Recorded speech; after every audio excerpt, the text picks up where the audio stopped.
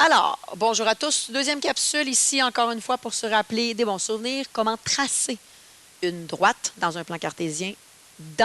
Éventuellement, quand on va faire des problèmes d'optimisation, vous aurez à tracer plusieurs droites dans un plan cartésien. Donc, il faut être vraiment, vraiment apte à le faire, presque les yeux fermés. Pour aller tracer des droites, il y a plusieurs techniques. Je vous en mentionne ici deux sur lesquelles je vais revenir dans quelques minutes. Il pourra en avoir d'autres. Au besoin, vous validez avec moi. Voilà, donc pour tracer ici une équation de droite, un élément que je vous invite à faire qui n'est pas une obligation, avant de tracer ou de tenter de tracer une droite dans un plan cartésien, vous pouvez transformer les équations sous la forme que vous connaissez, avec laquelle vous êtes davantage à l'aise, qui est y égale ax plus b. On se rappelle que le a, c'est le taux de variation et le b, c'est la valeur initiale. Souvent, cette forme de droite-là vous sécurise, qui est la forme canonique. Elle vous sécurise. Donc, si vous désirez et que ça vous sécurise, je vous demanderai dans un premier temps d'isoler la variable y dans votre équation de droite avant d'aller la tracer. Mais si pour vous, ce n'est pas un malaise d'avoir une affaire de même, puis vous pouvez travailler avec l'une des deux techniques pour aller la tracer, bien, libre à vous. OK? Donc, ce n'est pas une obligation d'aller isoler votre y dans votre équation de droite avant de la tracer. C'est une suggestion, mais ce n'est pas une obligation. Je vais commencer avec ça, puis après ça, on va se faire un exemple pour aller tracer une équation de droite. Alors, si par exemple ici, j'ai y plus 9 égale 2x, ça c'est une équation de droite, mais mon y n'est pas isolé, n'est pas seul de son côté. Donc, si je veux isoler le y, qu'est-ce que j'ai de trop à gauche? J'ai le plus 9. Donc, je vais aller faire moins 9 de chaque côté. On se rappelle qu'en algèbre, ce qu'on fait d'un côté, il faut le faire de l'autre côté, sinon notre balance n'est pas équilibrée. Alors ici, si je fais moins 9 à gauche, les 9 vont disparaître, donc, et je vais avoir 2x moins 9. Ça, pour aller tracer ça, tu dois avoir une image mentale avant même de te lancer. Question de te valider. Donc, on se rappelle, donc ici, je suis vraiment dans ma forme y égale ax plus b. Le moins 9 qui est là, c'est ma valeur initiale. Donc, c'est l'endroit où ça croise l'axe des y. Donc, la droite ici passe à moins 9. Et mon taux de variation est 2. Donc, ma droite monte. Donc, ma droite devrait ressembler à peu près à ceci. Ça, c'est une esquisse, ce n'est pas de manière précise. On va devoir y aller de manière précise. Mais avant de se lancer vraiment précisément pour graduer, ayez une image mentale de la droite pour vous assurer, encore une fois, après ça, de vous valider. Si je fais l'exemple ici, en bas, encore une fois, ici pour isoler le y avant d'aller tracer, qu'est-ce que j'ai ici à ma gauche? J'ai 2 y. Je ne veux pas 2 y, j'en veux juste un. Donc, le 2 n'est pas au bon endroit. Ici, je vais aller faire l'opération inverse, qui est une division par 2. Attention, ce qu'on fait d'un côté, on le fait de l'autre. Pas de jaloux. Fait qu'ici, si je divise par 2 à gauche, je dois diviser tous mes termes par 2 à droite aussi. Faites pas l'erreur de faire des jaloux puis de diviser l'un ou l'autre des deux termes. Okay? On divise par 2 partout. Donc, 8 divisé par 2, 4. Et 24 divisé par 2, 12. À quoi ça ressemble? À peu près cette droite-là. Encore une fois, ayez l'image mentale. 12. Valeur initiale. Donc, ça veut dire que ma droite, elle passe à 12 sur l'axe des Y. Donc, mettons ici à peu près. Et taux de variation de 4, ma droite monte. Donc, devrait ressembler à peu près à ceci. Je vais aller vous la tracer.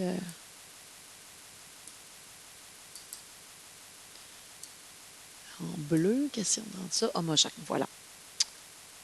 Donc, devrait ressembler à peu près à ceci.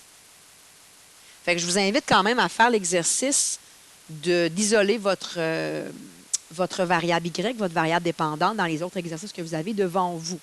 Je le répète encore, ce n'est pas une obligation, c'est une suggestion. Question de voir l'allure du graphique. Ça vous permet de voir ça avant de se lancer dans un traçage qui est plus précis. Ça se peut que ça accroche ici. Si vous avez des blessures que vous traînez au niveau de l'algèbre, ça se peut que ça accroche. N'hésitez pas à nous questionner pour qu'on puisse vous aider au besoin. Donc, si je reviens, une fois que ça s'est fait, si je reviens comment tracer une équation de droite, plusieurs stratégies. OK? Une première stratégie que tu as fait beaucoup en secondaire 3, c'est de te construire une table de valeurs. Donc, te construire une table de valeurs X, Y, variable dépendante, indépendante. Tu te mets des coupes de points là-dedans, tu places tes points et tu relis. Ça, c'est une première stratégie pour aller tracer une droite. J'y reviens dans quelques instants. Une autre stratégie, c'est de te servir de la notion même du taux de variation pour aller tracer ça un petit peu plus rapidement que de te faire une table de valeurs. La technique que j'appelle des bons. Okay? J'y reviens aussi dans quelques instants. Que tu prennes la stratégie de te faire une table de valeurs pour tracer la droite ou que tu te prennes la stratégie des bons, que j'appelle, pour tracer ta droite, ça m'importe peu. Okay? L'objectif, c'est d'aller la tracer à la bonne place. Donc, allons faire un exemple, puis après ça, je reviendrai avec toi sur un petit cas particulier qui risque d'accrocher dans le tordeur. Donc, pour aller tracer la droite, ici, on a y égale 2x moins 7. Premier exemple. Mon y est déjà isolé. Donc, j'ai déjà mon taux de variation de 2, donc ma droite monte, et ma valeur initiale de moins 7. Donc, ça passe à moins 7 sur l'axe des y. Ici, je n'ai pas le y à aller isoler, donc tu n'as pas ce travail-là à faire. Si tu regardes l'exemple B, ici, ton y n'est pas isolé. Donc, si tu le désires, prends le temps d'isoler ta variable dépendante, ton y, avant de te lancer pour aller tracer. Ici, donc, plusieurs façons d'aller tracer. Je vais aller te faire les deux méthodes back-to-back. Tu verras laquelle tu préfères. La première stratégie, c'est de construire une table de valeurs. Donc, x, y toujours. On se rappelle que le x, c'est la variable indépendante à faire à sa tête. Et le y, c'est la variable dépendante. Okay? Elle dépend de l'autre. Elle attend de voir ce que x va faire. Pour te construire une table de valeurs, tu dois te mettre des coupes de points là-dedans pour aller éventuellement les tracer. Comment te mettre des coupes de points là-dedans? Alors, comme je te disais il y a 2 secondes, le x, c'est la variable indépendante. Elle fait à sa tête. Donc, c'est toi qui détermine en x ce que tu mets comme valeur.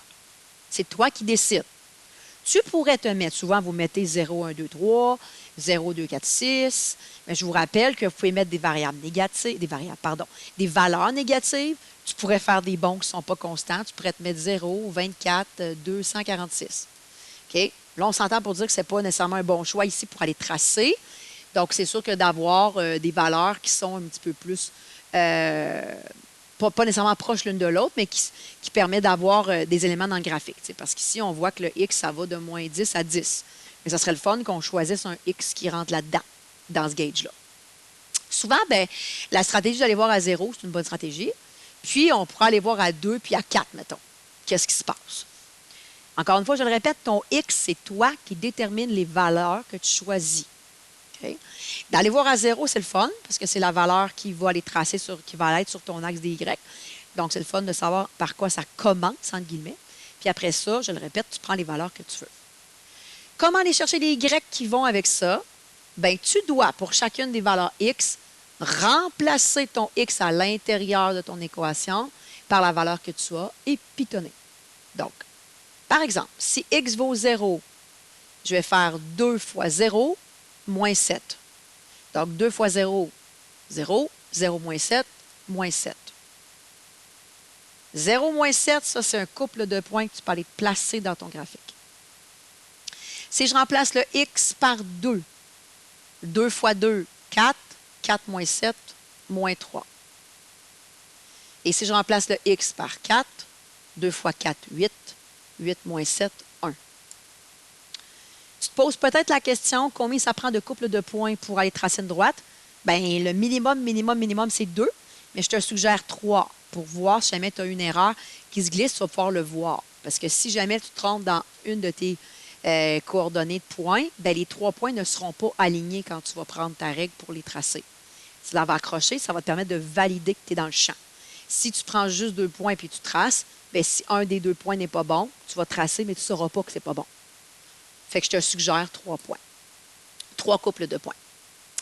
Fait qu'il va nous rester ici à aller placer ces points-là. 0 moins 7, le x vaut 0. Je descends à moins 7, donc je me ramasse ici.